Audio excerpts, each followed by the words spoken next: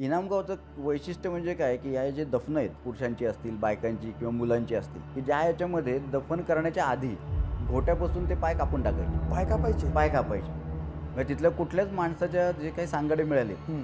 तर त्याला पाय नाही आहेत घोट्यापासूनचे खालचे, ते कापून टाकलेले. बरं त्यांचं दफनाची पण अशी होतं, की ते दफन घरामध्येच करायचे, अंगणामध्ये किंवा घराच्या खाली. म्हणजे त्यांच्याकडे वेगळी दफनभूमी नव्हती. तो माणूस स्वतःचे पाय आपटत जमिनीवरती चालायचा साईटवरती आणि पाय आपटत आपटत त्याच्यानंतर चाकूनी जमिनीवरती मार्किंग करायचा हं. आणि दुसऱ्या दिवशी तिथं खोदायचा आणि त्यातनं तो गाडलेली सगळीच्या सगळी जी काही स्केलेटन होते किंवा दफनं होती ती ओपन करायचा. आई शपथ! इंडोनेशियामध्ये एक ज्वालामुखी फुटला आणि त्याची राख आपल्याला मोरगावला सापडते आणि बोरीला सापडते इंडोनेशियामध्ये. इंडोनेशियातली? हां, ती इकडे आली? ती इकडे आली अरे बापरे! बरं. तंदुरी चिकन. हो. सगळ्यांना आवडतं, फेमस आहे एकदम सगळीकडे. तर ते तंदूरच्या ज्या भट्ट्या आहेत त्याचे आपल्याला सिंधू संस्कृतीमध्ये, ताम्रपाषाणयुगीन संस्कृतीमध्ये सुद्धा आपल्याला तंदूरच्या भट्ट्या मिळतात. काय सांगता सर? म्हणजे तंदुरी चिकन तेव्हापासून आहे. एक आर्किओलॉजीमध्ये एक असा पायंड आहे की जिथं उत्खननामध्ये नवीन संस्कृती मिळते, हं. तर त्या गावाचं किंवा त्या वसाहतीचं नाव त्याला दिलं जातं. म्हणून जसं आपण हडप्पा संस्कृती का म्हणतो, तर हडप्पाच्या गावावरती त्याचा शोध लागला म्हणून हडप्पा संस्कृती. ते इसवी सन पूर्व 2300 BC ला आपल्याकडे शेती चालू झाली. बापरे! म्हणजे 4,500 वर्ष. 4,500 वर्षापूर्वी. अरे बापरे! उत्खनन का करतात सर? कशासाठी करायचं? काय गरज आहे उत्खनन करण्याची? शेवटी काय आर्किओलॉजी म्हणजे काय, की तुम्ही किती चांगला स्क्रीन प्ले बनवता आणि तुम्ही किती चांगली स्टोरी सांगता. पण ती सांगताना इमॅजिनेशनपेक्षा त्याच्यामध्ये सायन्सचा वापर करून तुम्ही ती एक एक कडी जोडून तुम्ही ते उलगडण्याचा प्रयत्न करता.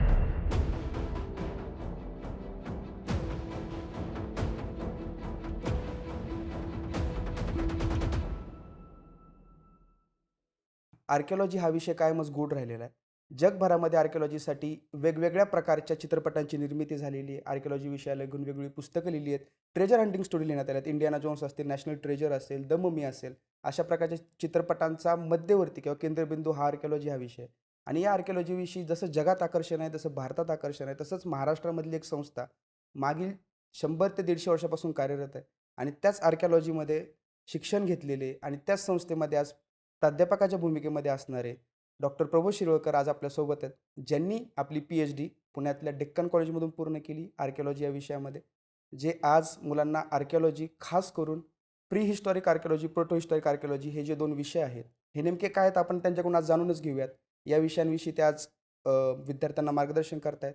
त्यांची 2 पुस्तकं प्रकाशित झाली आहेत आणि 55 ते 60 संशोधकीय निबंध त्यांनी आजपर्यंत प्रकाशित केलेले आहेत. असे डॉक्टर प्रबोध शिरवळकर सर आज आपल्यासोबत आहेत. सर नमस्कार. नमस्कार. सर मागच्या 25 वर्षांपासून तुम्ही आर्किओलॉजी फील्डमध्ये काम करताय, अभ्यास करताय, वेगवेगळ्या भूमिकेमध्ये आहात. तुम्ही कधी विद्यार्थी होता, कधी आता तुम्ही विद्यार्थ्यांना शिकवताय. हा तुमचा प्रवास फार मोठा आहे आणि खरं तर तुमच्याकडं पाहून आमच्यासारखे बरेच विद्यार्थी प्रेरणा घेतात.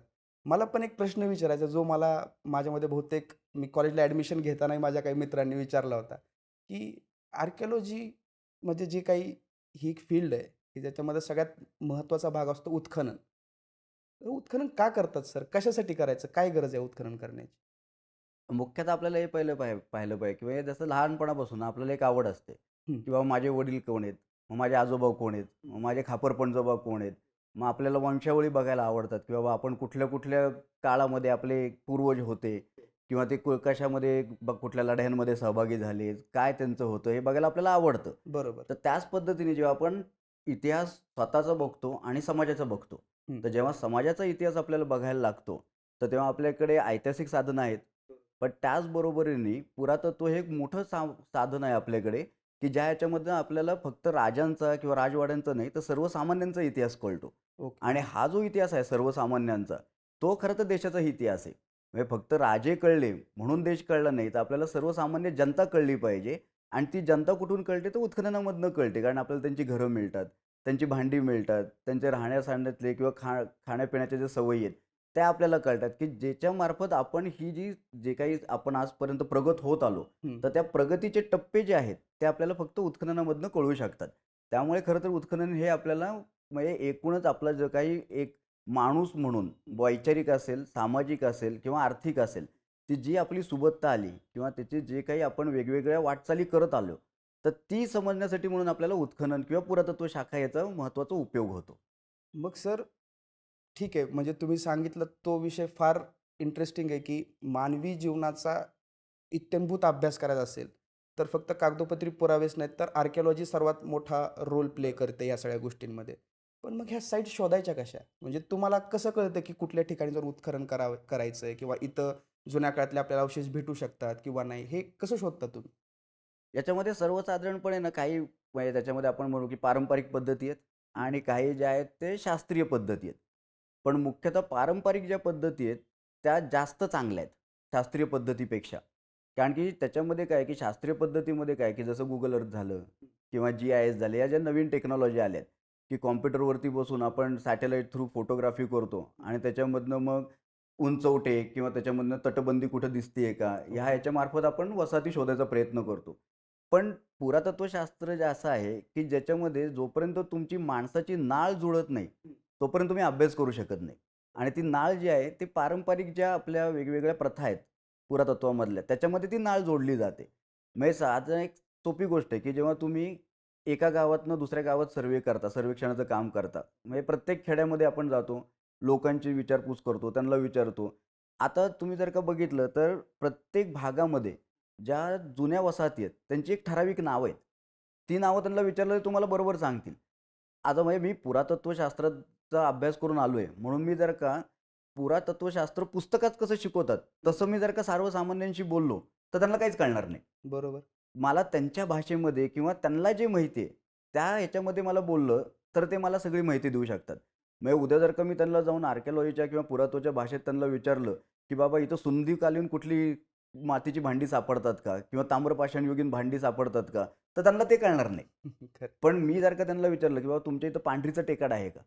पांढरीचं टेकाड. पांढरीचं टेकाड. बरं. आता महाराष्ट्रामध्ये तुम्ही कुठेही गेला हं. आणि जर का तुम्हाला एक जुनी वसाहत सापडवायची आहे, तर गावातली जी काही लोक आहेत त्यांना जर का विचारलं, की बाबा पांढरीचं टेकाड आहे का?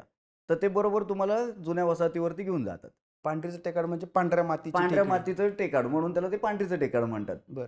तसंच जर का तुम्ही गुजरातमध्ये गेला, हं. गुजरातमध्ये त्याला विचारलं, बाबा राखोडी टिंबो कुठं आहे का? किंवा टिंबा आहे का? तर बरं. हे त्या भागामध्ये जुन्या ज्या वसाहती आहेत, त्यांना एक विशेष नाव आहे हं. आणि त्या नावाने ती लोकं ओळखतात. आणि त्या ह्याच्यामध्ये असं म्हटलं, की आपण पुरातत्वामध्ये नाळ बांधतो. तर म्हणजे काय करतो, की त्या लोकांबरोबर गप्पा मारताना किंवा त्यांच्याशी बोलताना, मग त्याचबरोबर आपण हे पण बघतो, की बाबा त्यांची राहण्याच्या सवयी काय आहेत? त्यांच्या खाण्यापिण्याच्या सवयी काय आहेत? किंवा मग त्या वसाहतीबद्दल त्यांच्याकडे काय-काय आख्यायिका आहेत. हं, हं, हं, हं. कारण की शेवटी आख्यायिका ज्या आहेत, त्यासुद्धा तेवढ्याच महत्त्वाच्या आहेत पुरातत्वामध्ये. हे बरोबर. जर का मी कॉम्प्युटरवर बसून काम केलं, तर या सगळ्या गोष्टी मला मिळणार नाहीत. त्यामुळे पारंपरिक पद्धतीने जे आहेत, मग एकदा तुम्हाला ते पांढरीचं टेकाड किंवा ती वसाहत कळली, की मग त्याच्यावरती सर्वेक्षणाचं काम होतं. मग ते काही जे काही त्याच्यावरती अवशेष आहेत, म्हणजे खापराचे तुकडे मिळतायत किंवा दगडी हत्यारं मिळतायत किंवा कधी मणी मिळतात, बांगड्यांचे तुकडे मिळतात. तर या सगळ्या गोष्टी त्याच्यामधनं मग गोळा करून आणि मग भांड्यांचे आकार जे आहेत, त्याच्यावरनं मग त्याचा सांस्कृतिक एक कालखंड ठरवला जातो, की बाबा ही भांडी जी आहेत ती जोरवे संस्कृतीची आहेत, माळवा संस्कृतीची आहेत किंवा सिंधू संस्कृतीची आहेत. आणि मग त्याच्यावरनं त्याचा काळखंड तयार झाला, की मग पुढच्या कामाला लोकं चालू करतात, की मग ही उत्खननासाठी योग्य वसाहत आहे का नाही आहे. मग ह्या पद्धतीने सर्वेक्षणं केली जातात. मग त्या ह्याच्यामध्ये नदीच्या पात्रांमधनं केली जातात, काठांवरती केली जातात. अशा विविध पद्धतीने याचा अभ्यास केला जातो. पण मग एक जे मी म्हणलं, की पारंपरिक जो आपला पुरातत्वाचा जो एक बेस आहे, की गावागावात जाणं आणि चौकशी करणं ही सगळ्यात महत्त्वाची पद्धती आहे. पण आत्ताच्या काळामध्ये कुठेतरी ती थोडी कमी पडायला लागली कारण नवीन टेक्नॉलॉजी आली आहे. बरोबर. बरोबर. पण त्याचा फार उपयोग आपल्याला होत नाही त्या टेक्नॉलॉजीचा आजसुद्धा. म्हणजे आर्किओलॉजीचा अभ्यास करताना सुद्धा इतिहासात ज्या कुठल्या पारंपरिक पद्धती आपल्याला आर्किओलॉजिस्ट आधीचे पूर्वज जे देऊन गेलेत पूर्वीचे आज आर्किओलॉजिस्ट, आपल्याला पण त्याच फॉलो करायला लागतात काय अजूनही. अजूनही आपल्याला तेच करावं लागेल आणि त्याच्यामधनं फार इंटरेस्टिंग गोष्टी मिळतात. ओके. वेगवेगळ्या पद्धतीच्या म्हणजे ज्या आपण विचार करू शकत नाही. म्हणजे नॉर्मली आपण म्हणतो, की बाबा जे आख्यायिका आहेत, हं. तर त्या आख्यायिकांमधनं तुम्ही एखादं आर्किओलॉजीचं मटेरियल मिळतं. तर त्यावेळेला आख्यायिका उपयोगी येतात का आर्किओलॉजीचं मटेरियल आख्यायिका खरे आहेत हे प्रूव्ह करण्यासाठी येतं. हो. म्हणजे जसं रामायण महाभारत आहे. हो. तर बिबिलालांचं उत्खननामधनं त्यांनी काय दाखवून दिलं, की बाबा ही आख्यायिका खरी आहे. हां. पण कशी उदाहरणं उलटी पण आहेत, की जिथं आख्यायिकेमुळे एखाद्या वसाहतीचं डेटिंग केलं जाऊ शकतं. जसं की सर? म्हणजे जसं आता सांगायचं झालं तर याच्यामध्ये गुजरातमध्ये कच्छच्या भागामध्ये तिथं मोठ्या प्रमाणावरती घोडेस्वारांचं पूजा केली जाते. त्यांना ते यक्ष म्हणतात, काही लोकं त्याला वेगवेगळ्या नावाने ओळखतात. तर साधारण आख्यायिका अशी आहे, की बाबा एक राजा तिथं होता, राज्य करत होता. मंजल नावाचं एक गाव आहे तिथं आणि तो खूप वाईट राजा होता आणि लोकांना त्रास द्यायचा. तर मग त्याच वेळेला 7 साधू आले. आता ते कुठून आले कोणाला माहीत नाही. काही लोकं म्हणतात बायझंटाईनवरनं आले, काही म्हणतात इराणमधनं आले, असं वेगवेगळे. पण कुठेतरी एक बोट बुडली आणि त्या बोटीवरनं ही लोकं कशीबशी वाचून कच्छच्या याच्यावरती आले, तटावरती आणि तिथून ते भुजच्या इथं आले राहायला.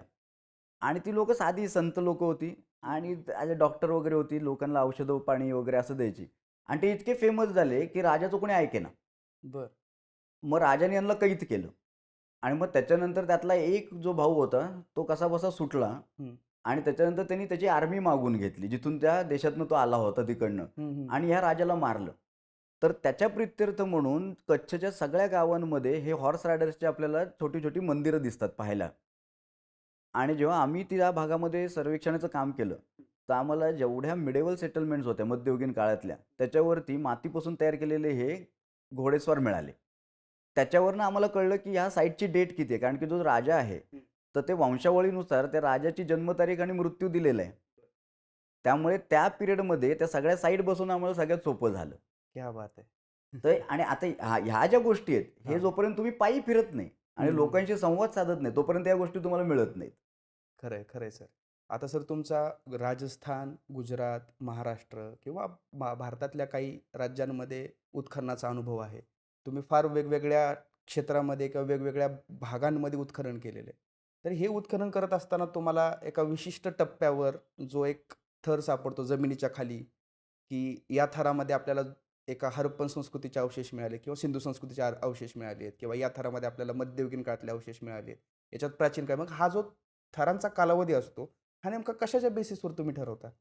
थरांच्या कालावधीमध्ये त्याच्यामध्ये पण 2 पद्धती आहेत. जसं एक पारंपरिक पद्धत आहे, हं. की ज्या याच्यामध्ये प्रत्येक गोष्टीचं एक हे काढलेलं आहे, म्हणजे काळखंड. बरं. म्हणजे त्याचं ते बनवण्यासाठी जी काही टेक्निक वापरलेली आहे, हं.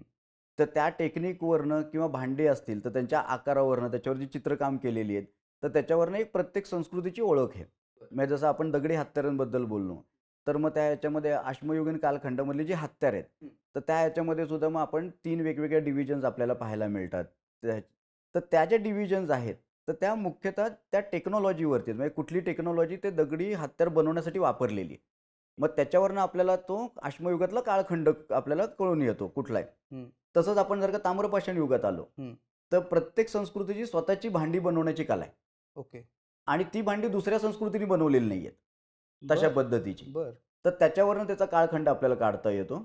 ही पारंपरिक पद्धत झाली हं. आणि ती दुसरी शास्त्रीय पद्धती आहेत, की ज्या ह्याच्यामध्ये मग आपल्याला जर का कोळसा मिळाला हं. किंवा जळलेलं धान्य आहे, हं. तर ह्या गोष्टींचं डायरेक्ट आपल्याला डेटिंग करता येतं. ओके. मग त्याच्यामध्ये कार्बन पद्धती आहे हं, हं, हं. किंवा AMS नावाची एक पद्धती आहे. तर ह्याच्यावरनं डायरेक्ट डेटिंग आपल्याला मिळतं, की हे नक्की जे काही आपल्याला धान्य मिळतंय, त्याचा काळखंड काय? तर मग या दोन्हीचा वापर करून मग त्याचा काळखंड आणि त्याचबरोबरीने त्याचा असलेलं टाईम ब्रॅकेट जी आहे ती तयार केली जाते. Okay, okay. म्हणजे अ, प्रत्येक कालखंडामध्ये जी तयार केलेली मातीची भांडी आहेत किंवा खापराची भांडी आहेत, तर त्या भांड्यांवरून त्या विशिष्ट थराचा कालखंड आपण ठरवू ठरवू शकतो. शकतो. म्हणजे खापराची तुकडीसुद्धा किती महत्त्वाची आहेत हे आपल्याला अग यातून कळतं. अगदी आणि मग त्यांची कला पण वेगवेगळी आहे. म्हणजे राजस्थानमधली भांडी पाहिली तर ती महाराष्ट्रापेक्षा वेगळी आहेत. हरियाणातली पाहिली तर ती सेंट्रल इंडियापेक्षा वेगळी आहेत. गंगेतली वेगळी आहेत. तशी त्याचं मग तौलनिक अभ्यासामधनं आपल्याला त्या गोष्टी कळून येतात, की बाबा आणि त्याचबरोबर त्याचा दुसरा एक असाही उपयोग होतो, की प्रत्येकाची कोणा ना कुठल्यातरी काळामध्ये एकमेकांबरोबर देवाण-घेवाण तर झालेली आहे. मग ही जी भांडी आपल्याला मिळतात किंवा त्या संस्कृतींमध्ये काही कलाकौशल्य असतात, की काही मणी बनवण्यामध्ये तरबेज असतात, तर काही बांगड्या बनवण्यामध्ये तरबेज असतात. कारण तिथं ते नॅचरली अवेलेबल असतं बरोबर. मटेरियल. म्हणजे उद्या जर का आपण असं म्हणलो, की बाबा मला काश्मीरमध्ये बसून मला शंखाच्या बांगड्या बनवायच्या आहेत. हं. पण तो सागरी शंख तर असला पाहिजे. तर सागरी शंख कुठे मिळेल, की बाबा ज्याला कोस्टल लाईन आहे. करेक्ट. मग त्या लोकांकडे ती सागरी शंखातनं तोडून त्याच्याकडनं बांगडी बनवण्याची कला आहे. हं. आणि मग त्या बांगड्या ज्या आहेत, की ज्या ठिकाणी त्यांना ट्रेड करतायत त्या तिथपर्यंत पोहोचतात. हं.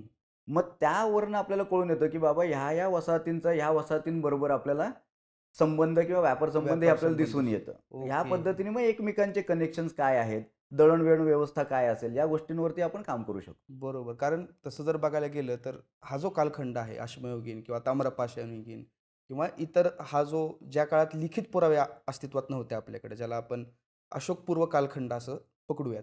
तर या काळामध्ये सर लिखित पुरावे नसले तर फक्त हे भांडे किंवा त्या काळातल्या ज्या काही स्पेशलाइज गोष्टी होत्या, जसं की मणी तयार करणं असेल, बांगड्या तयार करणं असेल, यांच्या देवाणघेवाणी किंवा यांचा व्यापार कसा व्हायचा तर ह्याच्यावरून आपल्याला समजून येतं. बरोबर, कारण दुसरं आपल्याकडे काहीच नाही. काहीच मार्ग नाही आहे आपल्याला. करेक्ट आहे सर. सर आता ह्यात आपण आर्किओलॉजीचं बोलतोय आणि आर्किओलॉजीचं बोलत असताना हरप्पा आणि मोहेंजोदारो हे 2 विषय आले नाहीत, असं होणार नाही. पण हे दोन्ही आज पाकिस्तानात आहे किंवा जर तसं बघायला गेलं तर हरप्पा आणि मोहेंजोदारोच्या समकालीन जी काही शहरं होती, ज्याला सिंधू संस्कृती किंवा हरप्पन सिव्हिलायझेशन असं लोकं म्हणतात. तर ती जी काही 100-120 शहरं आहेत, ती आज पाकिस्तानात बऱ्यापैकी आहेत. भारतात त्यांची संख्या कमी आहे. पण तशाच प्रकारची कुठल्या प्रगत संस्कृती या महाराष्ट्रामध्ये होत्या का? त्या भलेही त्या कालखंडाच्या नसतील, पण त्याच्यानंतरच्या किंवा त्याच्या आधीच्या कालखंडाच्या काही प्रगत संस्कृती महाराष्ट्रात होत्या का? महाराष्ट्रामध्ये जसं आपल्याकडे बघितलं गेलं तर वेगवेगळ्या ताम्रपाषाणयुगीन संस्कृती आहेत. बरं. म्हणजे अगदी पाहायला जायला गेलं तर जी पहिली संस्कृती येते ताम्रपाषाणयुगीन महाराष्ट्रामध्ये ती म्हणजे सावळडा संस्कृती. सावळदा. सावळड्याची की जे सावळदा नाव का दिलं त्याला? सावळडा नाव देण्याचं कारण म्हणजे सावळडा नावाचं गाव आहे आणि ओके. तिथं पहिल्यांदा त्या संस्कृतीचा शोध लागला. कुठं म्हणून गाव आहे सर सावळडा हे? सावळडा गाव धुळ्याच्या इथं. धुळ्याच्या इथं. बरं. म्हणून त्याचं नाव सावळडा संस्कृती पडलं. बरं. म्हणजे एक आर्किओलॉजीमध्ये एक असा पायंडा आहे हं. की जिथं उत्खननामध्ये नवीन संस्कृती मिळते हं. तर त्या गावाचं किंवा त्या वसाहतीचं नाव त्याला दिलं जातं. म्हणून जसं आपण हडप्पा संस्कृती का म्हणतो तर हडप्पाच्या हो, गावावरती हो, त्याचा हो, शोध हो. लागला म्हणून हडप्पा संस्कृती. बरं, बरं, बरं, बरं. तसं ही सावळडा संस्कृती कारण सावळडा गावामध्ये सापडली म्हणून ती सावळडा संस्कृती. बरं. तर सावळडा संस्कृती पहिली येते आणि पूर्वीच्या काळी जेव्हा त्याचं उत्खनन झालं तर त्यावेळेला डेटिंगचे एवढे मेथड्स नव्हत्या किंवा एवढे चांगल्या पद्धतीने होत नव्हतं. त्यामुळे लोकांचं असं समज होता की सावळडा संस्कृती जी आहे ती सिंधू संस्कृतीनंतर येते. ओके. पण आता जेव्हा नव्याने डेटिंग मेथड्स आल्या त्याच्यानंतर ज्या जुन्या डेट्स होत्या तर त्याला तेव्हा रिकॅलिब्रेट केलं, परत स्वच्छ केलं, नव्याने त्याच्या डेट्स घेतल्या, तेव्हा असं लक्षात येतं की सावळडा संस्कृती ही सिंधू संस्कृतीच्या समकालीन होती. बरं, बरं, बरं. म्हणजे ज्यावेळेस हरप्पा मोहेंजोदरो लोकं राहत होती, त्याच वेळेस महाराष्ट्रात सावळदा नावाच्या त्या गावामध्ये आत्ताचं जे नाव सावळदा आहे, तिथं लोकं राहायची. तिथं लोक राहायचे आणि त्याच संस्कृतीची दुसरी वसाहत म्हणजे दायमाबाद. दायमाबाद. दायमाबादमध्ये पण ती लोकं राहत होती. हे कुठं गाव येतं सर? दायमाबाद आपलं अहमदनगर डिस्ट्रिक्टमध्ये आहे. बरं, बरं, बरं. मी मध्ये एक आर्टिकल वाचलं होतं, की त्या दायमाबाद ह्या गावामध्ये मागच्या 2,500-3,000 हजार वर्षांपासून कुणीच राहत नाही. एकदाच फक्त तिथं लोकं राहायला होते 2,500-3,000 हजार वर्षाआधी असं ते एक आर्टिकल आहे. होतं. बरोबर. तर ती दायमाबादची वसाहत म्हणजे फार मोठी वसाहत आहे ती. ओके. दायमाबादची म्हणजे ह्याच्यामधली ताम्रपाषाण युगामधली. बरं, आणि साळी म्हणून जे होते आर्किओलॉजिकल सर्व्हे ऑफ इंडियामध्ये शंकरांना साळी. बरं. तर त्यांनी तिथं उत्खनन केलं आणि त्या उत्खननामध्ये मग आपल्याला तिथं सावळडा संस्कृती पाहायला मिळते. त्याच्यानंतर दायमाबाद संस्कृती पाहायला मिळते. माळवाची संस्कृती पाहायला मिळते आणि मग पूर्व जोरवे नावाची संस्कृती पाहायला मिळते. जोरवे. जोरवे. तर अशा वेगवेगळ्या संस्कृती तिथं नांदत होत्या आणि त्याच्यानंतर मग त्या वसाहतीवरती लोकांनी सोडून दिलं आणि दुसरीकडे जाऊन राहायला लागले. बरं, बरं, बरं, बरं, बरं. मग आता ह्या ज्या संस्कृती आहेत सर, तुम्ही जसं दायमाबाद, माळवा, सावळदा, जोरवे अशी नावं घेतली. तर ही नगर जिल्ह्यामध्ये दायमाबाद आहे किंवा धुळे जिल्ह्यात सावळदा आहे. मग ही लोकं त्यावेळेस त्या भागामध्ये राहायची, तर करायची काय दिवसभर? म्हणजे आज मला हा प्रश्न का पडला, कारण मी एखाद दिवशी रविवारी जर मला काही काम नसलं ना सर, तर मी पिक्चर बघून पण बोर होतो. त्यावेळेसची काय अशी त्यांच्या मनोरंजनाची साधनं होती किंवा त्यांचं दैनंदिन जीवनक्रम काय होता, याच्याविषयी आपल्याला काही माहिती मिळते का या उत्खननातून? तशी आपल्याला डायरेक्ट माहिती मिळत नाही, पण इनडायरेक्ट आपल्याला त्याच्यामधनं बघता येतं. जे एक्सकॅव्हेशनमधनं सामान मिळतं किंवा आजूबाजूच्या ज्या गोष्टी असतात. तर आता पहिली गोष्ट म्हणजे जर का आपण ग्रामीण गोष्ट बघितलं, सगळ्यात महत्त्वाचं काय आहे, की जेव्हा आपण पुरातत्त्वाचा अभ्यास करतो, तेव्हा 2 संस्कृती आपल्याला वेगळ्या करणं गरजेचं आहे आणि त्याच वेळेस त्यांचे एकमेकांशी संबंध बघणं गरजेचं आहे. म्हणजे एक बरं. असती ती म्हणजे शहरी संस्कृती हो, आणि एक ग्रामीण संस्कृती. हो. आत्तापर्यंत अनफॉर्च्युनेटली भारतामध्ये झाले असं, की प्रत्येकजण हा फक्त शहरी संस्कृतीवर काम करतो. ओके. ग्रामीण संस्कृतीवरती कोणी काम करत नाही आणि त्याचं कारण असं आहे की ग्रामीण संस्कृतीमध्ये तुम्हाला असे फार सुंदर काही गोष्टी मिळत नाहीत. हं.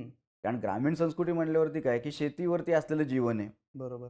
फार तर तुम्ही गाई गुरं घेऊन चरायला जाताय, मेंढपाळ आहेत.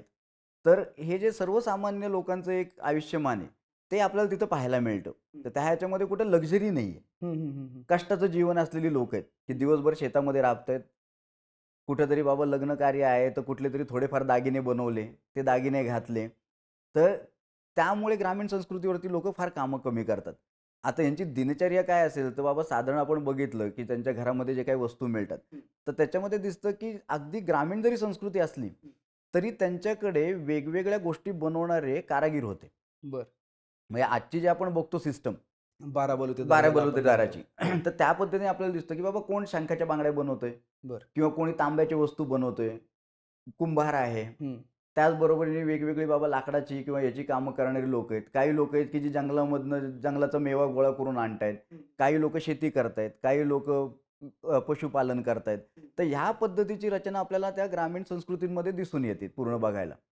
आता त्याचबरोबरीने बघितलं की बाबा हे बाकीच्या वेळेला करायचे काय? हं. की बाबा शेती तर केली बाबा ठीक आहे, पण कधीतरी तो सुट्टी घेईल. मग त्याच्यात तो काय करत असेल?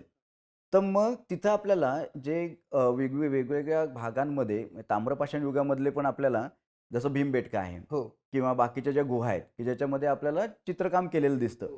तर त्या ह्याच्यामध्ये आपल्याला दिसून येतं, की बाबा ही लोकं मग एंटरटेन म्हणून काय करत असतील?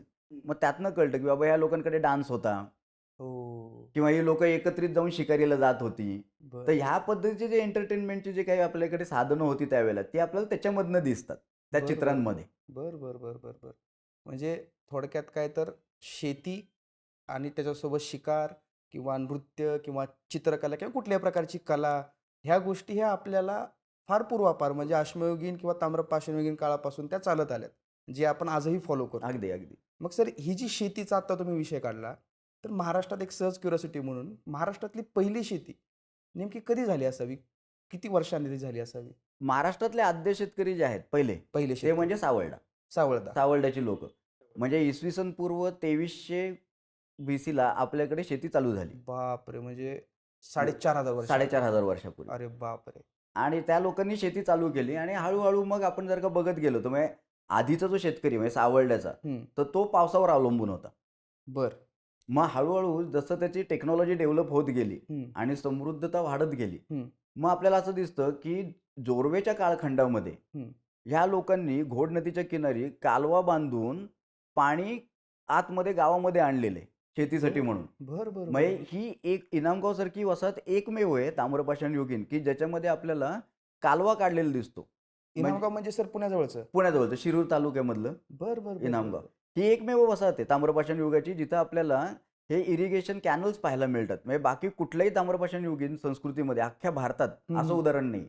बापरे! ही एकमेव वसाहत आहे. बरं. म्हणजे अशा पद्धतीचं जे बांधकाम आहे, की बाबा पाणी आतमध्ये आणणं, की बांधकाम करून किंवा कालवे बनवून, हं, हं, तर हं. हे फक्त आपल्याला धोलावीरा नावाची जी वसाहत आहे सिंधू संस्कृतीची गुजरातमध्ये, गुजरातमधली. तिथं पाहायला मिळतं. पण ती टेक्नॉलॉजी आपल्याकडच्या लोकांकडे पण होती, जी इनामगावच्या. इनामगावला दिसते आपल्याला. ओके. म्हणजे त्यावेळेसचाही शेतकरी शेतीला घेऊन तेवढा प्रगत होता प्रगत असं होता. आपण म्हणू शकतो. अगदी. कारण एवढे कालवे बनवतोय तो. हो, हो. घोड नदीला बांध घातलाय. बांध घालून कालवा काढून पाणी आतमध्ये आणले आणि शेती करतोय. मग सर तो शेतामध्ये काय पिकवत असावा त्यावेळेस? त्यामुळे मुख्यतः आपल्याला असं दिसतं कोळीत. आपल्या इथं मोठ्या प्रमाणावर कोळीत मिळतं. हं. त्याच्यानंतर ज्वारी मिळते, बाजरी मिळते, चणा मिळतो, हं. तांदूळ आहे, वेगवेगळ्या प्रकारच्या डाळी आहेत आपल्याकडे. मूग आहे, त्याच्यानंतर हरभरा आहे. या सगळ्या मिळतात. म्हणजे आजचा शेतकरी म्हणजे मुख्यतः आपण जर का बघितलं तर हवामान आणि जेवण याच्यामध्ये एकमेकांचा संबंध आहे. हो. तर साधारण आता जर का नगर जिल्हा किंवा याचा भाग बघितला, तर हा तसा बघितला तर दुष्काळी हो, भाग हो, येतो. हो. फार कमी पाऊस आहे. फार कमी पाऊस आहे. तर इथला आजचा जो शेतकरी ज्या पद्धतीने जेवण करतो किंवा बाजरी किंवा ज्वारीचा जास्त उपयोग आहे, हं, हं. चणा जास्त वापरला जातो. तर ह्याच पद्धतीचं जेवण आपल्याला या ताम्रपाषाण युगात पण पाहायला मिळतं. बरं, बरं, बरं. म्हणजे 3,000-4,000 वर्ष आधी सुद्धा सेम डाएट. मग सर नॉन-व्हेज खात होते त्यावेळेसचे लोकं? अगदी व्यवस्थित, मोठ्या प्रमाणावरती. बरं. म्हणजे तेच बकरं, कोंबडं आपण जे खातो आहे आज. आपण जे जे काय आपण आहे ते त्याचबरोबरीने आपल्याला इव्हन म्हणजे त्याच्यामध्ये बैल पण दिसतात पाहायला मिळतात, बरं, की तेही खाल्ले गेलेले आहेत. बरं, डुक्कर आहे, रानडुक्कर आहे, बरं, वेगवेगळ्या पद्धतीचे मासे आहेत, खेकडे आहेत, बरं. पाण्यातनं मिळणारे. या सगळ्या गोष्टीचा त्यांनी वापर केलेला आहे. त्याचबरोबर जे आपण बोरं खातो, हं. बोरं मोठ्या प्रमाणावरती बोराचे मिळतात आपल्याला अवशेष पाहायला. बरं. बोरं खाल्लेली आहेत. बोर तर आपल्या इथं सर्रासपणे आढळून येणारं फळ आहे. कुठेही उगवून येतं. उगवणार आहे. त्यामुळे त्यांनी त्याचाही वापर केलेला आहे हो, बोराचा. हो. आता सर हे इनामगावविषयी तुम्ही आत्ता सांगितलं. मी इनामगावविषयी मध्ये बीबीसीचा का कुठल्यातरी एका न्यूज चॅनलचा एक व्हिडिओ बघितला होता रिपोर्ट, की तिथली दफनं फार प्रसिद्ध आहेत. म्हणजे ममीज इनामगावच्या. तर त्या ममीज का वैशिष्ट्यपूर्ण आहेत? म्हणजे काय त्याचं वैशिष्ट्य आहे? किंवा तशा प्रकारची ममीज दुसरीकडे कुठे सापडत नाहीत का आपल्याला? इनामगावचं वैशिष्ट्य म्हणजे काय, की ह्या जे दफनं आहेत, जी पुरुषांची असतील, बायकांची किंवा मुलांची असतील, तर त्याच्यामध्ये एक विचित्र पद्धती त्यांच्याकडे होती, की ज्या ह्याच्यामध्ये दफन करण्याच्या आधी घोट्यापासून ते पाय कापून टाकायचे. पाय कापायचे? पाय कापायचे. म्हणजे तिथल्या कुठल्याच माणसाच्या जे काही सांगाडे मिळालेत, हं. तर त्याला पाय नाही आहेत. घोट्यापासूनचे खालचे ते कापून टाकलेले आहेत आणि त्याच्यानंतर दफन करायचे. बरं त्यांचं दफनाची पण अशी होतं, की ते दफन घरामध्येच करायचे. अंगणामध्ये किंवा घराच्या खाली. म्हणजे त्यांच्याकडे वेगळी दफनभूमी नव्हती. घरातच? घरामध्येच, घराच्या अंगणामध्ये किंवा घराच्या आतमध्ये जे काही खोल्या आहेत, हां, त्या हां. खोल्यांच्या खाली अशी ते दफन आहेत सगळे केलेली. ती तू घरात कशी डेड बॉडी पुरणार? घरामध्ये अंगणामध्ये खोदून त्याच्यामध्ये ठेवली जायची. म्हणजे बरं. त्याचं बहुतेक त्याचं हे असेल, की बाबा तो घरातला जो माणूस आहे, हं. तो घरामध्येच राहावा, तो बाहेर जाऊ नये आणि त्याच्यासाठी म्हणून त्याचे पाय कापून टाकलेत, की तो माणूस बाहेर चालून जाऊ शकत नाही, कारण त्याला पाय नाहीये. अरे बापरे! बरं, तर अशा काही काही विचित्र पद्धती आपल्याला या दफनांमध्ये पाहायला मिळतात इनामगावच्या. बरं, आता तसंच एक दफन जे आहे, ते आत्ता रिसेंटली एक सिनोली नावाची वसाहत आहे. बरं. उत्तर प्रदेशमध्ये. तर तिथं मिळाले, की एका महिलेचा स्केलेटन आहे तो, बरियल आहे. म्हणजे तर साधारण इसवी सन पूर्व 2000च्या कालखंडामधला आहे तो. बरं. तर त्या बाईचे पण पाय कापलेले आहेत.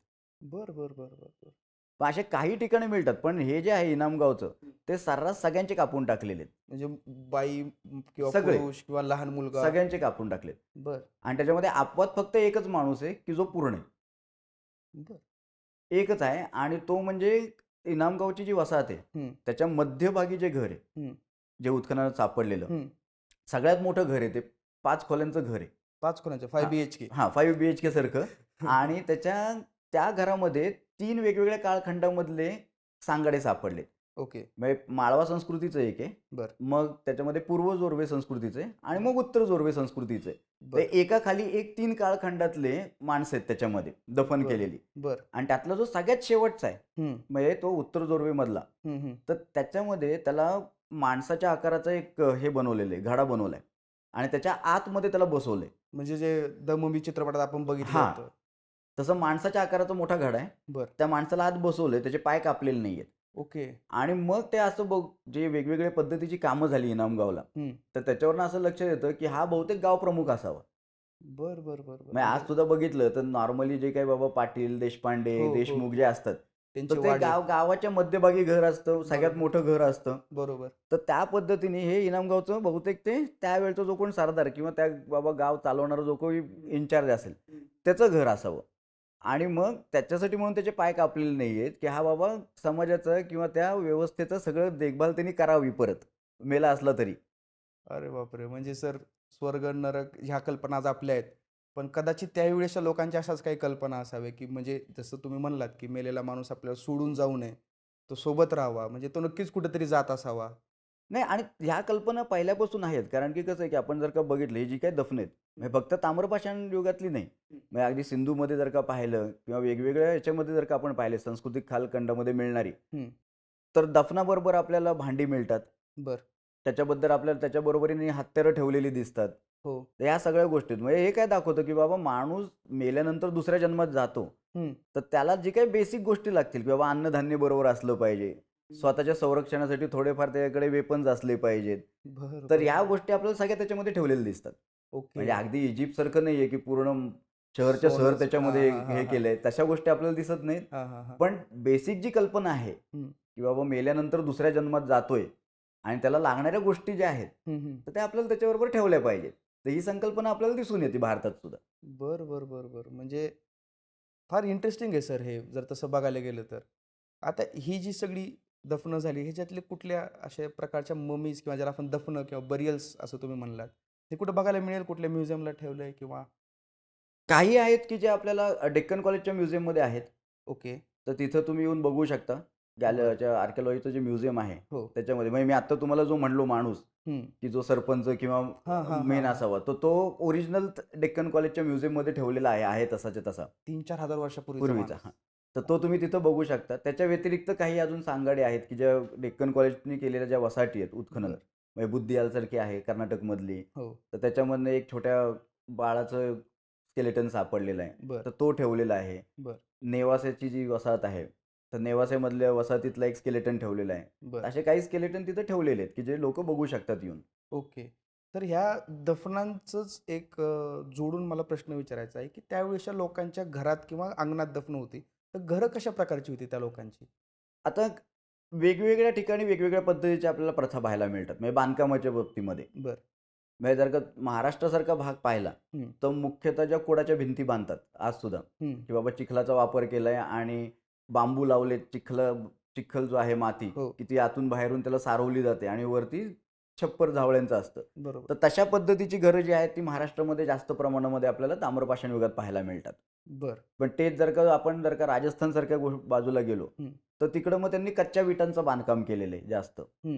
आणि त्याचबरोबरीने दगडाचा वापर केलाय. बरं, बरं. आणि मग सिंधू संस्कृतीचं बघितलं तर कच्च्या विटा, दगड आणि हं. भाजलेल्या विटा हं. अशा सगळ्याचा वापर आपल्याला केलेला दिसतो. बरं, बरं, बरं. आणि घरामध्ये मग आपण बघितलं तर 2 खोल्यांची घरं आहेत, हं. 4 खोल्यांची घरं आहेत, 6 खोल्यांची आहेत, 10 खोल्यांची आहेत. म्हणजे मोठी-मोठी अगदी प्रशस्त घरं सुद्धा आहेत, वाड्यांसारखी मोठीच्या मोठी आणि काही छोटी घरं सुद्धा आहेत बरं, बरं, तिथं. बरं. म्हणजे त्यावेळीची समाज व्यवस्था कशा प्रकारची होती हे आपल्याला आपल्याला दिसून येतं घरांवरून त्याच्यामध्ये. दिसून येतं. मग सर आता तुम्ही सिंधू संस्कृतीची काही घरांची उदाहरणं सांगितली. तुम्ही कुठली सिंधू संस्कृतीची शहरं बघितली आहेत भारतातली? भारतातली उत्खनन केलं तिथं जाऊन स्वतः? मी सिंधू संस्कृतीच्या म्हणजे जसं बघितलं तर एक गिरावड नावाची वसाहत आहे बरं. हरियाणामध्ये, त्याचं हरियाणा. उत्खनन केलं होतं. ओके. त्याच्यानंतर कोटडा भडली म्हणून एक गुजरातमध्ये आहे, बरं, कच्छच्या भागामध्ये. तर बरं, त्याचं उत्खनन केलं. बरं. त्याचबरोबरीने मग बाकीच्या ज्या वसाहती आहेत, की ज्या काही ASI जे आहे आर्किओलॉजिकल सर्व्हे ऑफ इंडिया, तर त्यांच्या उत्खननामध्ये मग मी पॉटरी स्पेशालिस्ट म्हणून जातो, की खापरांचा अभ्यास करणारा तज्ञ म्हणून ते बोलवतात. क्या बात आहे सर. तर त्या निमित्ताने मग मी बऱ्यापैकी वसाहती पाहिल्या, त्यांच्या जे काही कामं जिथं-जिथं चालतात. तर त्या निमित्ताने त्या वसाहती पाहिल्या. त्याच्या व्यतिरिक्त मग धोलावीरा, लोथलसारख्या ज्या वसाहती आहेत, हं, हं, हं. त्या बघितल्या. आणि मग काही वसाहती आहेत, की ज्यांचा आपल्याला संबंध बाहेरच्या ज्या संस्कृती आहेत त्यांच्याबरोबर पाहायला मिळतो. म्हणजे जसं इराणची संस्कृती आहे. तर पूर्वापार इराण आणि भारत यांच्यामध्ये आपल्याला दिसतं, की बाबा एकमेकांबरोबर व्यापार संबंध आहेत. मग त्या अगदी सिंधू संस्कृतीपासून व्यापार संबंध आपल्याला पाहायला मिळतात. हो. तर मग त्यांच्याकडच्या ज्या काही वसाहती आहेत, की ज्यांचा सिंधू संस्कृतीबरोबर व्यापार होता, तर तशा काही शहरं, त्यांचे म्युझियम आणि त्यांच्या ह्याच्यातलं मटेरियल मी पाहिलं होतं. म्हणजे शराई सोख्तासारखी साईट असेल, बामपूरसारखी साईट असेल, बरं, तर त्या बघितलेल्या साईट आहेत. बरं. मग आता ह्या सिंधू संस्कृतीच्या साईट बघताना किंवा उत्खनन करताना तुम्हाला असं काही इंटरेस्टिंग सापडलंय? म्हणजे जसं मला तर वाटतंय, की ते हरप्पन सील फार इंटरेस्टिंग वाटतं मला. तसं काही वेगळं काहीतरी सापडलंय तुम्हाला? म्हणजे दृश्य स्वरूपातल्या दिसणाऱ्या गोष्टी आहेत. हां, म्हणजे जसं सील्स आहेत हां. किंवा सुंदर मणी मिळतात, ओके. शर्टाची बटणं मिळतात. शर्टाची बटणं? शर्टाची बटणं आहेत आपल्याकडे बरं. आणि शंखापासून तयार केलेली. मग त्याला बरोबर अशी आपल्या शर्टाला जशी 4 भोकं आहेत, तसे हां. त्याला 2 असतात. मग बरं. आज सुद्धा आपण जर का गुरु शर्ट किंवा हे हो, घेतलं हो, हो, हो. कुर्ता, हो. तर त्या नॉर्मली त्या बटनांना 2 भोकं असतात. वर एक, बरोबर, खाली एक असतं. बरोबर. तर तशी बटणं पण सापडलेली आहेत. ओके, तर म्हणजे ते त्याच्यावरून आपल्याला कळतं, की बाबा कपडे किंवा ही व्यवस्था कशी असेल वगैरे. ओके. तर ते आपल्याला मिळतं. पण काही गोष्टी असतात, की ज्या दिसत नाहीत. हं. पण त्या न दिसणाऱ्या गोष्टींमध्ये सुद्धा काही इंटरेस्टिंग गोष्टी आपल्याला सापडतात. म्हणजे आता जसं आपण भांडी वापरतो. आता आपण स्टेनलेस स्टील, काच हो, वेगवेगळी वापरतो. हो, तर ते धुतल्यानंतर साफ होतात. हो. पण मातीच्या भांड्यामध्ये तुम्ही कितीही धुतलं, तरी मातीचं भांड्याला कुठं ना कुठेतरी बारीक खूप छिद्र असतात. हो, हो, त्या छिद्रांमध्ये त्या गोष्टी अडकून राहतात हो. आणि त्या साफ होत नाहीत हो. काही झालं तरी. तर त्याचा आम्ही वापर करून घेतला. हं. कोटडा बडली नावाची जी वसाहत आहे तिथं. आणि जसं आपण हे करतो ना आपलं लिपिड प्रोफाईल, हं, की हं, आपण हं. रक्त देतो हो, हो, हो. आणि मग आपण शुगर किती आहे, कोलेस्ट्रॉल किती बरोबर, आहे, बरोबर, थायरॉईड किती आहे बघतो. बरोबर. तर त्या पद्धतीचा जो अभ्यास आम्ही खापरांवर केला, बरं. त्या खापरांमधनं जे ऑइल आतमध्ये साठलं होतं, हं, त्या छिद्रांमध्ये, हं. ते ऑइल एक्स्ट्रॅक्ट केलं. बरं. त्या ऑइल एक्स्ट्रॅक्ट केल्यानंतर त्याची फॅटी ॲसिड चेन काय आहे, ते बघितलं. बापरे! प्रत्येक प्राण्याची आणि प्रत्येक वनस्पतीची फॅटी ॲसिड चेन वेगळी असते. ओके. तर ती चेन एकदा आम्हाला डिकोड झाली. त्याच्यानंतर आम्हाला मग लक्षात आलं, की बाबा हे ज्या भांड्यांमधनं आम्ही हे ऑइल बॉडीज काढलेल्या आहेत, तर त्या भांड्यांमध्ये दूध ठेवलेलं होतं. दूध? दूध आणि ते गाईचं दूध होतं. अरे बापरे! आता आत्तापर्यंत काय व्हायचं, की आपल्याकडे गाय आहे, हो, म्हैस आहे, हो, म्हणून आपल्याकडे दूध आहे. हो, बरोबर आहे. हो. पण खरं दूध कुठं सापडलेलं नव्हतं आजपर्यंत. म्हणजे हा आर्किओलॉजीतला पहिला पुरावा म्हणू शकतो पहिला. भारतातला. पहिला ॲक्चुअल दूध सापडलेली ही पहिली वसाहत आहे आणि फक्त भारतातली नाही. हां. अख्ख्या एशियामधली ही पहिली वसाहत आहे, की जिथं डायरेक्ट दूध सापडले. क्या बात आहे सर! आणि ते दूध किती आहे? इसवी सन पूर्व 2300 वर्षापूर्वीचं दूध आहे. 4,500 वर्ष 4,500 वर्षापूर्वीचं दूध आहे आपल्याकडे. आणि त्याच्यातली दुसरी मजा अशी, की सिंधू संस्कृतीमध्ये एक प्रकारचं भांडं मिळतं, छिद्रयुक्त भांडं. बरं, त्याला परफोरेटेड जार म्हणतात, बरं. की त्याच्या सगळ्या अंगाला भोकं असतात हं, आणि हं. त्याच्या बुडाला एक मोठं भोक असतं. म्हणजे कशासाठी मग खा त्याच्यामध्ये काही घातलं लिक्विड तर ते निघून जाणार, ते राहणार नाही. ऑब्वियस. तर लोकांनी वेगवेगळे त्याच्यावरती कामं केली. काही लोकांनी सांगितलं की नाही ते धार्मिक चालीरीती म्हणून वापरत असतील किंवा त्याच्यामध्ये आतमध्ये पणती लावली, डोक्यावर ठेवलं. जसं नवरात्रीमध्ये अजूनही घेऊन हो, जातात हो, हो, गुजराती हो. लोक, छिद्राचं भांडं असतं. हो. तर काही लोक म्हणली नाही ते फ्रीज सारखा वापर असेल त्याचा, की त्याच्यामध्ये पालेभाज्या ठेवल्या की त्याला व्हेंटिलेशन आहे सगळीकडे, क्रॉस व्हेंटिलेशन, तर ते फ्रेश राहतात. काहींचं म्हणणं होतं की नाही ते दारू गाळण्यासाठी म्हणून वापरलं असेल. तर असे विविध त्याच्यामध्ये होते. आणि हे जे दूध आहे ते आम्हाला त्या छिद्रयुक्त भांड्यामध्ये पण सापडलं. बर. म्हणजे याचा अर्थ काय की दुधाचा कुठला तरी पदार्थ यांनी बनवलाय त्याच्यामध्ये, कारण नुसतं दूध टाकलं तर ते सगळं निघून जाईल. निघून जाईल. हो. त्याच्यावरनं असं दिसतं की दुधाचा दुसरा पदार्थ कुठला बनवू शकतात, तो म्हणजे पनीर. बर बर बर. बरोबर, कारण पनीर दुधामध्ये तुम्ही दूध फोडलं हम्म. आणि ते कापडामध्ये दूध ओतून ठेवलं हो हो की हो हळूहळू काय होतं की त्याच्यातलं पाण्याचा निचरा होऊन जातो हो. आणि आतमध्ये तुम्हाला पनीर मिळतं. बरोबर. तर ते जे भांडे आहे ते पनीर बनवण्यासाठी वापरलेले, म्हणजे तो सुद्धा डायरेक्ट पुरावा जो आहे की 4,500 वर्षापूर्वी भारतामध्ये पनीर बनवत होते. अरे बापरे. हे इंटरेस्टिंग आहे सर. म्हणजे आर्किओलॉजीकडे बघताना आम्ही फक्त एकाच दृष्टीने बघतो की सोनं, खड्डा खोदायचा, सोनं काढायचं. पण हे सोन्यापेक्षा भारी आहे सर. तर ह्या अशा गोष्टींचा वापर करून मग त्यातनं एक एक गोष्टी कळत जातात किंवा एक मग छान स्टोरी बनवली जाते. शेवटी काय आर्किओलॉजी म्हणजे काय, की तुम्ही किती चांगला स्क्रीन प्ले बनवता आणि तुम्ही किती चांगली स्टोरी सांगता. पण ती सांगताना इमॅजिनेशनपेक्षा त्याच्यामध्ये सायन्सचा वापर करून तुम्ही ती एक एक कडी जोडून तुम्ही ते उलगडण्याचा प्रयत्न करता. म्हणजे तुम्ही सायंटिफिकली प्रूव्ह पण करता, पण त्याचसोबत मानवी इतिहासाचा एक वेगळा अंग किंवा वेगळी बाजू पण तुम्ही दाखवता. दाखव, कारण ती शेवटी शेवटी पिक्चर येतो. हां. खरंय, खरंय सर. तर असे काही, आता हे तुमचा अनुभव झाला किंवा तुम्हाला भेटलेली एक वेगळी लीड किंवा वेगळी स्टोरी आपण म्हणू शकतो याला. तर तसे काही जुन्या आर्किओलॉजिस्टचे काही किस्से आहेत का, की जे फार फेमस आहेत? जसं मी भारतीय पुरातत्वशास्त्राचे जनक ज्यांना म्हणलं जातं, एच.डी. सांकलिया सर. तर त्यांना एक प्रोटो हिस्टॉरिक शहर बघायचं होतं म्हणून इनामगावचं एक्सकेव्हेशन नंतर झालं, ढवळीकर सरांनी केलं, असं त्यांच्याच पुस्तकामध्ये वाचलं होतं. तर तसे काही कुठले आर्किओलॉजिस्टचे किस्से आहेत का, की जे फार इंटरेस्टिंग आहेत आणि ते आतापर्यंत फारशा लोकांना माहिती नाही आहेत? असे किस्से बरेच आहेत, पण त्यातला एक माणूस जो आहे, हं. तो म्हणजे त्यांनी अफाट काम केले आर्किओलॉजीमध्ये. बरं, पण अनफॉर्च्युनेटली तो कायम पडद्यामागचा कलाकार राहिला. बरं, तर त्यांचं नाव होतं डॉक्टर झेड्डी अन्सारी, झैनुद्दीन अन्सारी. बरं. जो म्हणजे जसं आपण म्हणतो ना, की ते वल्ली व्यक्तिमत्व, हं. तशा प्रकारचा हा माणूस होता. अत्यंत साधं राहणीमान, अफाट काम करण्याची ताकद, चिकाटी भयंकर आणि कुठल्या गोष्टीला त्यांनी नाही म्हटलं नाही कधी. ओके. म्हणजे त्यांच्या ज्या काही गोष्टी आहेत, म्हणजे मी जेव्हा कॉलेजला आलो 2000ला, तर तोपर्यंत ते रिटायर झालेले होते. पण त्यांचे समकालीन जे होते, की ज्यांच्याबरोबर त्यांनी कामं केली, तर ती मंडळी कॉलेजला येत असल्यामुळे त्यांच्याबरोबर जे काही संपर्क आला आणि बोलणं व्हायचं, म्हणजे त्याच्यामध्ये ढवळीकर सर असतील किंवा जामखेडकर सर असतील, तर ह्या लोकांकडनं जे काही त्यांचे वेगवेगळे किस्से कळायचे किंवा शिंदे सर आहेत, हं, हं. असे लोक वेगवेगळे किस्से सांगायचे त्यावेळेला त्यांचे. तर त्याच्यामधलं सगळ्यात महत्त्वाचं म्हणजे की आर्किओलॉजी आपण जे म्हणतो की बाबा एका प्रकारचं आपण त्याला शास्त्र म्हणू, की वेगवेगळ्या पद्धतीचा वापर करून आपण ते काढायचा प्रयत्न करतो हो, गोष्टी. हो. पण त्याच बरोबरीने तुमची जी आकलन शक्ती आहे, हं, की मग ती वाचण्यामुळे असेल हं. किंवा एखाद्या गोष्टीला हात लावून ते सेन्सेशन घेणं असेल हं, हं, हं. किंवा व्हायब्रेशन असतील, तर ह्याचा अप्रतिम नमुना म्हणजे अन्सारी. बरं. त्या माणसाला त्या मातीची आणि इनामगावच्या जमिनीची इतकी चांगली पारख झालेली होती, की तो माणूस स्वतःचे पाय आपटत जमिनीवरती चालायचा साईटवरती बरं. आणि पाय आपटत त्याच्यानंतर चाकूनी जमिनीवरती मार्किंग करायचा हं. आणि दुसऱ्या दिवशी तिथं खोदायचा आणि त्यातनं तो गाडलेली सगळीच्या सगळी जी काही स्केलेटन होते किंवा दफनं होती ती ओपन करायचा. आई शपथ! मग पायाच्या आवाजावरनं. मग त्यांना एक दिवस विचारलं, की "सर तुम्हाला जमतं कसं?" हां, ते म्हणले, "ते कसं आहे, की तुम्ही खड्डा खणला हां. आणि खड्ड्यामध्ये परत माती जरी घातली, हं. पण बाजूची जी माती आहे, ती घट्टच राहणार आणि हो. त्याच्यामध्ये तुम्ही भराव टाकलाय, ती माती लूजच राहणार किती वर्ष झाली तरी. आणि मग तुम्ही जेव्हा त्याच्यावरती पायाने मारता, तर कडक मातीचा आवाज हं. आणि लूज मातीचा आवाज हा वेगवेगळा येतो आणि त्याचबरोबरीने पायामधनं जाणारे व्हायब्रेशन जे आहेत, हां. म्हणजे जर का तुम्ही लोखंडावरती हात मारला हो. आणि तेच तुम्ही जर का पनीरवर हात मारला, तर बरोबर, हाताला येणारं व्हायब्रेशन वेगळे. बरोबर. तर त्याच्यावरनं तो माणूस हे शोधायचा. म्हणजे त्या माणसाचं स्वतःवरती किती कंट्रोल असेल आणि त्या येणाऱ्या व्हायब्रेशनवरती. क्या बात है सर! असे त्याच्यानंतर त्यांचाच दुसरा किस्सा आहे. हं. नवदाटोली नावाची वसाहत आहे मध्य प्रदेशमध्ये. बरं. माळवा संस्कृतीची, जी आपली ताम्रपाषाण युगीन संस्कृती आहे. तर तिथं दगडाची हत्यारं मिळतात मोठ्या प्रमाणावर.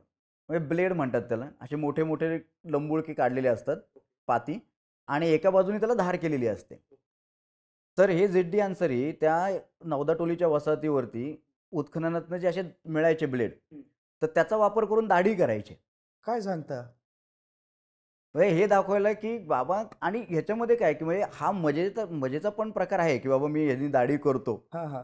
पण त्याचबरोबरीने आपल्याला हे पण लक्षात घेतलं पाहिजे की जेव्हा आपण एखाद्या गोष्टीकडे अभ्यास म्हणून पाहतो, हो, तर आता ब्लेड मिळालं की लोकांच्या मनामध्ये काय येतं की बाबा गवत कापत असतील हो. किंवा कुठलं तरी चामडं किंवा कातडं कापण्यासाठी वापर केला बरोबर, असेल. पण बरोबर. हे कोणाच्या डोक्यात नाही आलं की अरे बाबा त्यावेळेला सुद्धा लोकांना दाढी येत होती, हो, मिशी येत होती. हो. ती कोरण्यासाठी त्यांना काहीतरी तर पाहिजे. आई शपथ! सर हे जर भारी आहे. ते अशा विविध गोष्टी ज्या आहेत ना, की म्हणजे ते तो जो काळखंड होता ना एक, हां, हां, तो हां. काळखंड हा इतका अफाट होता, हां. की म्हणजे त्याच्यामध्ये एक-एक धुरंधर होता. हं, हं, हं. म्हणजे ढवळीकर असतील, हो, सांकळीया असतील, हो. त्याच्यानंतर अन्सरी होते, अन्सारी सर. राजगुरू होते, हो, त्याचबरोबर मिश्रा होते. हो. ते हे सगळे धुरंधर व्यक्तिमत्व होते, की ज्या लोकांनी इतकी अफाट विविध पद्धतीची कामं केली त्या काळामध्ये हं, हं, हं, हं. आणि वेगवेगळ्या प्रकारची केली. हं, हं, म्हणजे हं. ज्याला आपण म्हणतो ना, की बाबा झापड लावलेली कामं आणि झापड नसलेली कामं. तर हां. ह्या लोकांनी झापड नसलेली कामं केली, की ओके. बाबा एक मार्ग दाखवलाय म्हणून झापड लावले आणि तेच करत राहिले. तसं न करता चौफेर या लोकांनी वेगवेगळ्या गोष्टींचा विचार करून कामं केली. दुर्दैवानी गोष्ट सर आम्हाला म्हणजे ह्या गोष्टी माहीतच नाहीयेत. आम्ही फार लिमिटेड दृष्टिकोनातून आर्किओलॉजीकडे बघतो. हे आमचं दुर्दैव आहे खरं तर. कारण तुम्ही तर तुमचं काम करताय, लोकांसमोर आणताय, पण आमच्यावर आहे ते आम्ही काय घेतोय आणि काय नाही ते. पण सर आता हे आर्किओलॉजी आणि उत्खनन ह्या सगळ्या गोष्टी करताना तुम्हाला 2-2, 3-3 महिने त्या एका साईटवर राहावं लागतं किंवा एका अशा भागात राहावं लागतं, की त्या भागाची तुम्हाला फारशी माहिती नसते. बेसिक माहिती असते, पण फारशी माहिती नसते. तर असा एखादा किस्सा माझ्या मते तुम्हीच मला एकदा सांगितला होता, एक कंजार भटाचा किस्सा. भलेही पूर्ण मला तपशिलात नका सांगू, पण तो किस्सा फार इंटरेस्टिंग आहे सर. मला तो ऐकायचा आहे, की एक आर्किओलॉजिस्ट कुठल्या-कुठल्या गोष्टी फेस करू शकतो. ते म्हणजे राजस्थानमध्ये आम्ही उत्खनन करत होतो आणि ते वसाहतीच्याच थोडं पुढे गेल्यानंतर एक कंजरभाटांची ती वसाहत होती हं. आणि ते कॅम्पवरती अटॅक करायचे.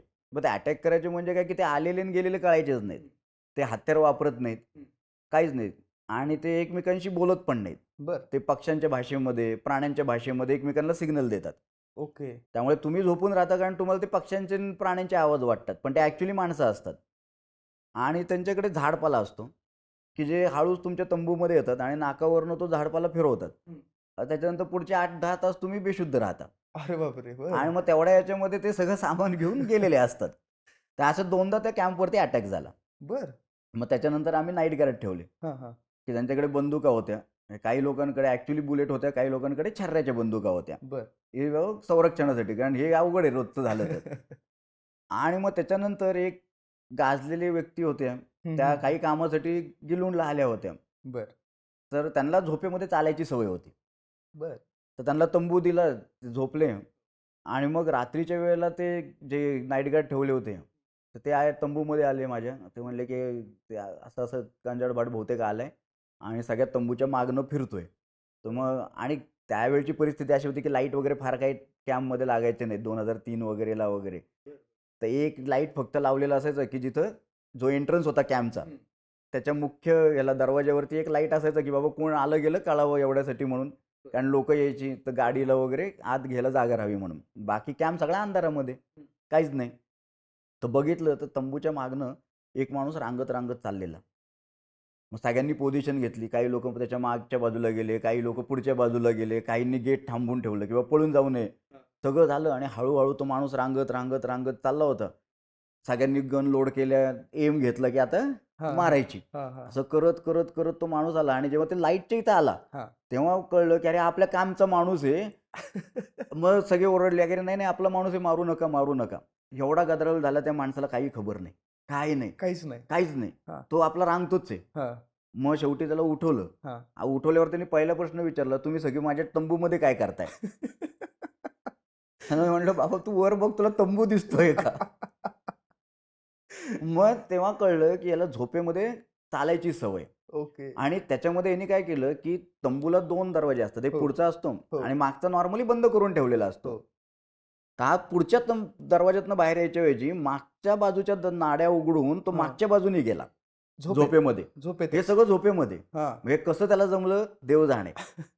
आणि तो आला. पण म्हणजे त्या दिवशी फक्त एवढंच होतं, की ते लाईट एक होता हां. आणि तो दिसला म्हणून. नक्की नाहीतर त्यावेळेला उद्योग झाला असता 100%. तर पण ह्याच्यातून पण एक समजून घेतलं पाहिजे आपण, की तुम्ही आत्ता सध्या तरी सगळ्या गोष्टी फार ॲडव्हान्स झाल्यात. वीज सगळीकडे पोहोचली आहे किंवा आपल्याकडं मोबाईल्स आहेत, नेटवर्क आहे.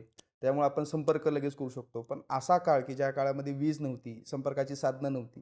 मी ऐकलंय, की एस.एस. आळी सर तर घोड्यावर फिरायचे. साईट शोधत आणि कुठल्या गावात कुठली साईट भेटते का ते. मग अशा काळामध्ये, अशा कठीण परिस्थितीमध्ये आर्किओलॉजिस्टनी ह्या साईट्स शोधून काढल्या. महाराष्ट्राची एक संस्कृती कितपत मागे जाते, तिची जडणघडण कशी झाली याचा मागोवा घेतला. मग या जर संस्कृतीकडे आपण बघितलं, तर महाराष्ट्रात सर्वात पहिली जी मानवी वसाहत सापडते, ती 4,500 वर्ष आधी सापडते का त्याच्या आधीही सापडते? नाही, त्याच्या आधीचे पण आहेत. म्हणजे जसं आपण जर का बघितलं अश्मयुगीन कालखंडामधल्या वसाहती आपल्याकडे आहेत. बरं. म्हणजे जशी मोरगावला आहे, मोरगाव, बोरीला आहे. बोरी. त्याचबरोबर एक पांडेश्वर म्हणून गाव आहे. म्हणजे मोरगावच्या इथं जवळच, की जिथं पेशवेकालीन मंदिर आहे पांडेश्वरचं. तर त्याच्या तिथं वसाहत आहे.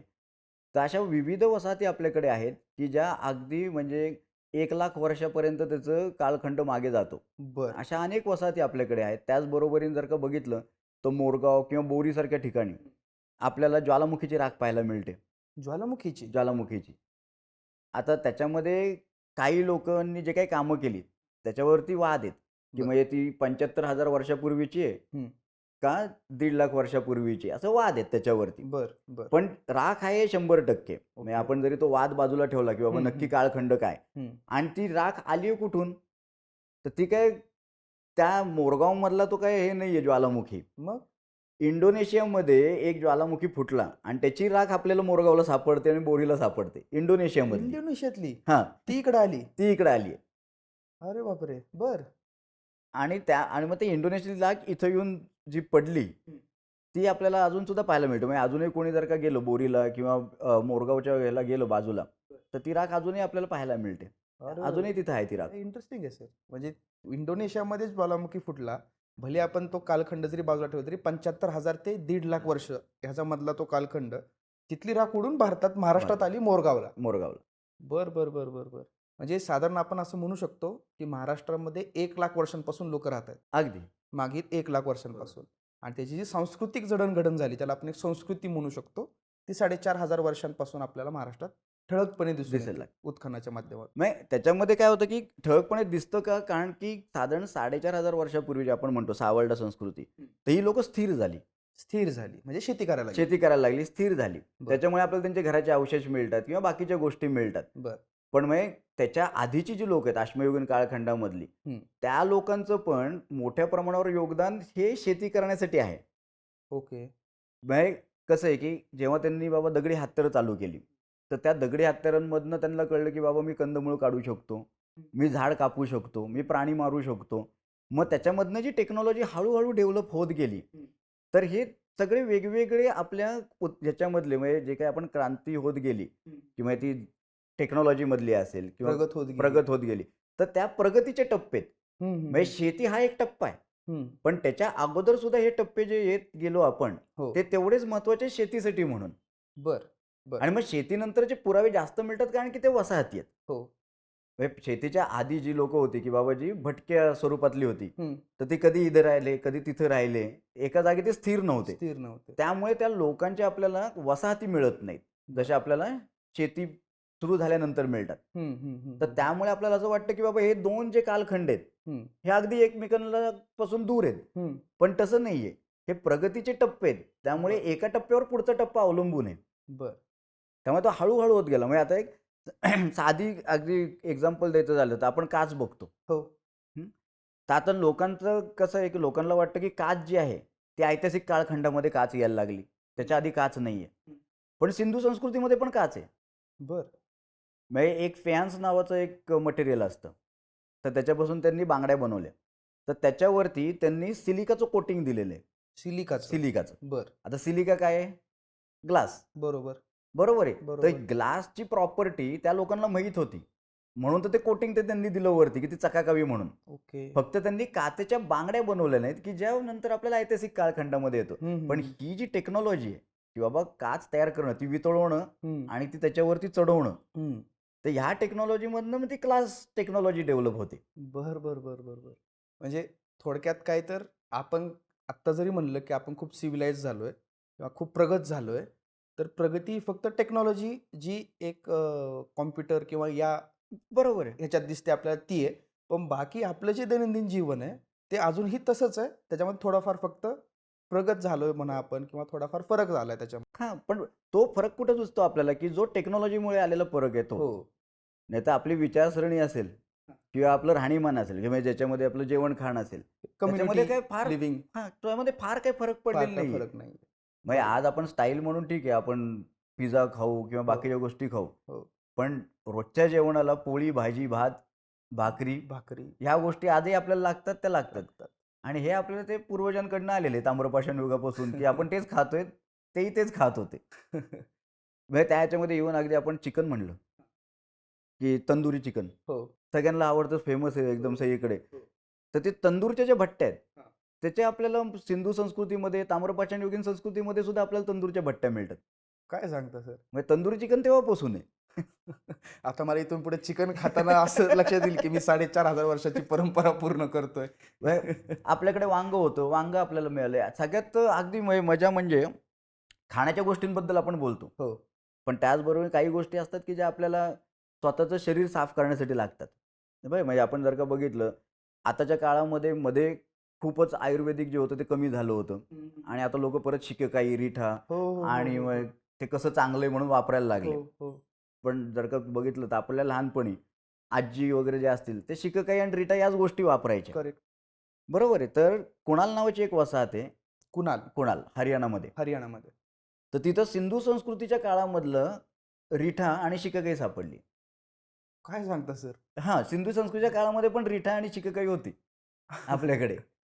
म्हणजे त्याही वेळेसचे लोकं शॅम्पू करत होते. आपण आजची लोकं करतो. कसं फक्त फरक एवढा आहे, की हां, त्यावेळेस शिकाकाई वापरायचे. आता आपण टेक्निकली ते किंवा काय म्हणतात त्याला केमिकलनी तयार केलेले काही ते वापरतो किंवा वापरतो. अजून सुद्धा बघितलं तर आयुर्वेदिक दुकानांमध्ये शिकेकाई, शिकाकाई रिठा हे मिळते. मिळतात आणि अजूनही बरेचसे मिळते. लोकं वापरतातही त्या वापरतात गोष्टी. अजून. बरोबर. पण ते आपल्याला सिंधू संस्कृतीत पण पाहायला मिळतं, की रिठा आणि शिकेकाईचे अवशेष सापडलेले आहेत. बरं, बरं, बरं, बरं, बरं.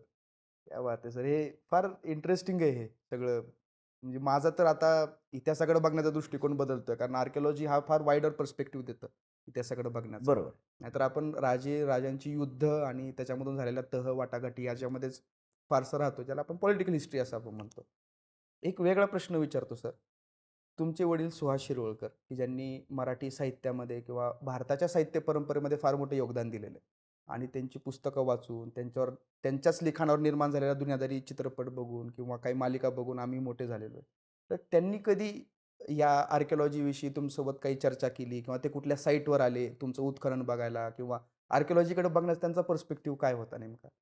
नाही तसं पाहायला गेलं तर त्यांची व्यक्ती म्हणून पाहायला गेलं, तर त्यांना कशाचबद्दल कधीच आक्षेप नव्हता. म्हणजे त्यांचं एवढं होतं, की बाबा माझ्या मुलांनी शिक्षण घ्यावं आणि तुम्हाला काय करायचं ते करा. पण जे कराल त्याच्यामध्ये कमीत कमी चांगल्या पोझिशनवरती जा, की 4 लोकं कमीत कमी नाव काढतील, की बाबा चांगलं काम करतो. तर मग आणि त्यांनी एक पूर्वीच्या काळी त्यांच्या ह्याच्यामध्ये त्यांनी एक कादंबरी लिहिली होती सनसनाटी म्हणून. तर सनसनाटीमध्ये त्याचा प्लॉट जो होता कादंबरीचा, की आर्किओलॉजीचं एक्स्कॅव्हेशन आणि मग तो एक्स्कॅव्हेशनला आलेला त्यांचा जो काही इन्चार्ज आहे आणि मग तो एक्स्कॅव्हेशन चालू करतो आणि विचित्र ऑब्जेक्ट्स त्याला सापडायला लागतात आणि त्याच्यामधनं नवीन संस्कृतीचा शोध लागतो आणि मग त्या ह्याच्यामधली मग ती त्याचा पुनर्जन्म असतो आणि मग त्याच्या आधीचं जो आहे आधीच्या जन्मातलं, तर त्याला ते आठवायला लागतं. त्या अशा स्वरूपाची ते आर्किओलॉजीचं एक हे केलेलं आहे, की म्हणजे बॅकग्राऊंडवरती ती तयार केलेली स्टोरी होती सगळीच्या सगळी. ओके. तर ती म्हणजे अर्थात सगळी पुस्तकं घरी असल्यामुळे सगळीच पुस्तकं वाचली गेलेली आहेत वडिलांची. तर मग त्याच्यानंतर मग ती आवड निर्माण होत गेली, की बाबा आर्किओलॉजी काय आहे, नाही आहे. मग मला वडील घेऊन डेक्कन कॉलेजला आले. कारण डेक्कन कॉलेजचं आणि तसं माझं नातं बरंच जुनं आहे. कारण की माझी जी बहीण होती, चुलत बहीण, तर ती लिंग्विस्टिक डिपार्टमेंटमध्ये तिने पी-एच-डी केली होती. म्हणजे त्यावेळेला ती 1986-87ला विद्यार्थी होती. बापरे! बरं, लिंग्विस्टिक डिपार्टमेंटची. बरं. आणि डेक्कन कॉलेजच्या शेजारी जे केंद्रीय विद्यालय आहे, हो. तर माझी काकू हं. ती केंद्रीय विद्यालयामध्ये शिक्षिका होती. ओके. त्यामुळे लहानपणी आम्ही डेक्कन कॉलेजच्या ग्राउंडवरती क्रिकेट खेळायला जायचो बरं, बरं, तिथं. बरं. आणि मग बाबांचे बरेच मित्र त्यावेळेला डेक्कन कॉलेजमध्ये होते. म्हणजे रवींद्र गुर्जर असतील, हो, ते सगळेजण. हो. तर मग आम्ही भेटायला गेलो, त्यांच्याशी बोललो. त्यांनी मार्गदर्शन केलं हं. आणि त्याच्यानंतर मग मी आर्किओलॉजीला आलो. ओके. आणि मग त्याच्यानंतर 2000 मला वाटतं 3च्या सुमारास हं. जेव्हा आम्ही मोरगावचं उत्खनन करत होतो. हं, हं. म्हणजे प्राध्यापक शीला मिश्रा होत्या, प्राध्यापक आपल्या या सुषमा देव होत्या, बरं, त्यांच्या बरोबरीने. बरं. तर तेव्हा मग माझे बाबा एकदा तिकडे व्हिजिटला म्हणून आले होते 2003च्या दरम्यान. बरं, बरं, बरं. एक्स्कॅव्हेशनच्या साईटवरती बघायला, की कसं असतं, काय आहे म्हणून ते त्यावेळेला आले होते. बरं. त्याच्यानंतर प्लॅन होता, की ते राजस्थानला जेव्हा आमची गिलुंड नावाची एक वसाहत चालू होती त्यावेळेला उत्खनन राजस्थानला, तर ते तिकडे येणार होते 1 महिन्यासाठी म्हणून. पण अनफॉर्च्युनेटली 2003 मध्येच त्यांचं अचानक निधन झालं. त्यामुळे मग ते काही पुढचं जमलं नाही त्या ह्याच्यामध्ये. पण ते एकदा साईटवर आले होते. Okay, okay. कारण शेवटी सुहास शिरवळकर हे नाव आमच्यासाठी फार फॅसिनेटिंग आहे आणि फार आकर्षित करणार आहे. कारण त्यांनी आम्हाला बऱ्याच गोष्टी अशा नव्याने समोर आणल्यात कॉलेज जीवनातल्या किंवा तरुणपणातल्या, की आम्हालाही कधी-कधी वाटतं, की आमचं आयुष्य तसं असलं पाहिजे, जसं त्यांनी कादंबरीत दिलं. त्याच्यामुळं मला हा प्रश्न विचारू वाटला, भलेही हा विषयाला सोडून होता तरी. पण सर आज तुमच्यामुळं मला फार वेगळ्या गोष्टी समजल्या. उत्खनन का करायचं किंवा उत्खनन केल्यानंतर अशा कुठल्या गोष्टी आहेत, की ज्या गोष्टी आपल्याला समजतात किंवा मानवी संस्कृती किंवा मानववंशशास्त्र ज्याला आपण म्हणतो, की त्याची कशी प्रगती होत गेली किंवा आपण आपल्या पूर्वजांसारखेच आहोत का वेगळे आहोत किंवा आपल्या प्रगतीची जी एक रूपरेषा आहे ती नेमकी कशी आहे? महाराष्ट्रातली पहिली शेती कधी झाली? महाराष्ट्रात राहणारा पहिला शेतकरी काय खात होता? काय पिकवत होता? व्हेज नॉन-व्हेजमधला जो एक वाद आहे त्याचा इनडायरेक्टली आपण आज इथं उत्तर पण दिलेलं आहे. बऱ्याच गोष्टी ह्या तुमच्यामुळे नव्याने समजल्या. झेड्डी अन्सारी सर, ढवळीकर सर यांच्यासारख्या मोठ्या आर्किओलॉजिस्टचे किस्से समजले आणि अर्थातच तुमच्यामुळं आम्हाला या गोष्टी समजल्यात, तर माझी एक इच्छा आहे, की भविष्यात कधीही तुम्ही उत्खनन कराल, तर ते उत्खनन बघायला नक्कीच आम्हालाही चान्स मिळेल किंवा तुमचं काम करायला त्या साईटवर मग ते पॉटरी धुणं असेल किंवा इतर काही गोष्टी असतील, तर ते तुमच्यासोबत करायला आम्हाला फार आवडेल. तुम्ही आज हा वेळ दिला आणि तुमच्याकडे असलेली ही माहिती आम्हाला दिली त्याबद्दल खरंच धन्यवाद. धन्यवाद सगळ्यांना. तुम्हाला पण.